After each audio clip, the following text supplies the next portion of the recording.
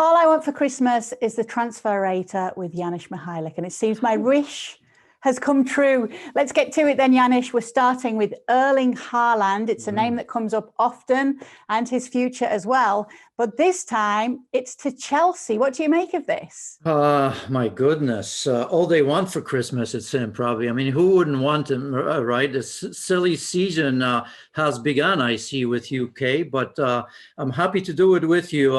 Of course, I suppose if Real Madrid want him, or even Barca, I think that would be a destination that he'd look forward to a little bit more.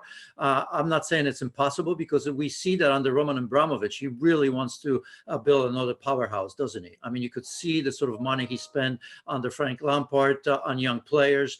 If you look at Tammy Abraham, I still think he's got a massive learning curve in terms of becoming world class, right? Something that Chelsea are used to. You know, if you just look at somebody like Diego Costa and in particular Drogba. So I don't know if Tammy Abraham gets there. Giroud, of course, it's not going to be there that much longer. So I could see Erling Haaland ending up at Chelsea if the offer is good enough, and if he doesn't go to Real Madrid, where I'm sure Florentino Perez wants him as a Galactico. Yeah, I'm sure he does too. The next one is Jack Grealish to Liverpool. We've seen his name linked with other clubs in the Premier League, but this time it's Liverpool. And the rumours have intensified a little bit because of that talk that we had about Mohamed Salah not ruling out a move to Barcelona or Real Madrid. We do start rumors. We are very influential in the world of football, and I'm glad this is happening for you and I and for ESPN. But look, I love the way he plays. I mean, is he the sort of profile that absolutely fits Liverpool? That can be argued, but the fact what he can do with the ball on the run, I pay 20 million or 30 million or maybe even 40 million just for the fact that he gets fouled constantly, which is in terms of set pieces, absolutely tremendous. He starts transition better than I can't think of too many, of course. Great on the run, technical, great vision. Maybe a little bit different than the front three that Liverpool possess, but with all the rumors, I'd be all behind it. I think he'd be successful, and nobody can convince me otherwise. So I'm all for it. Is it going to happen? Let's make it happen, since we have that power. Yeah, we do. Let's ask this one. This is a really big, would this ever happen? Christian Eriksen, who we know will be leaving Inter in January, to Arsenal. He wouldn't, would he? Well, I mean, he said he wanted something different. He wanted to be. He didn't want to be in North London. Now he's going to come back to it. Look, unless he really wants to give it back to Jose Mourinho and Levy in particular, and get on the wrong side of the fence, I don't know. I don't see why not. Although these days, I suppose footballer should be able to do whatever they feel is best for their family and for the footballing career. You look at Arsenal right now. I don't know. Would he be the savior? Would it be the sort of players that will grind it out? I'm not so sure. No, I probably, if Pochettino goes to PSG, I could see him there. They have an incredible midfield, one that could use a little bit of creativity, I suppose, to fire the players in front. So no, I'm not buying it. No, and maybe Pochettino, as you say, going to PSG really will intensify the rumours in that sense, because he was already linked with PSG. The next one's interesting, and it's about a player who's frustrated because he's not getting the playing time he wants ahead of the Euros next year. It's Adama Traore, and it's to go to Leeds.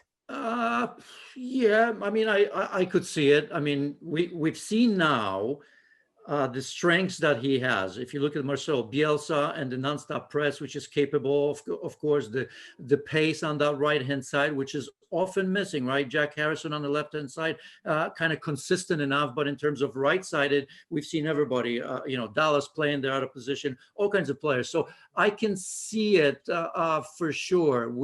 He's been better off the bench. I mean, every time he starts, he's not the same sort of player. I think he's still working on his composure, but in this hectic style of Marcelo Bielsa, I mean, in terms of fitting the profile, I could absolutely see that happening.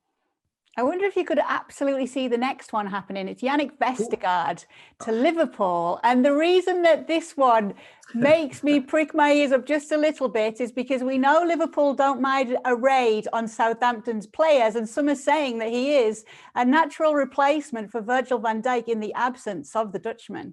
They should just buy the club. as I've been told, and yes, rightfully so, because they seem to go that way. And by the way, almost every player that comes from there is successful. So, uh, look, I don't see it. I really don't see it because I don't think there's a need for Jannik Vestergaard. Obviously, set pieces, he gives you something. I think for Jurgen Klopp and a Liverpool team that likes to build from the back, I don't see Jannik Vestergaard as a player that's all that comfortable on the ball. I'm not saying he's bad, but he's nothing special. But most importantly, I think because of the absence of Van Dijk and Joe Gomez and different players at different times, Joel Matip has been injured on and off, and I can see why people think that you may need some depth there. But the depth is there. Liverpool has done fine. Just wait for Gomez to come back. Wait for Van Dijk to come back. As you see, he's kind of already on his way, and in no time he'll be there.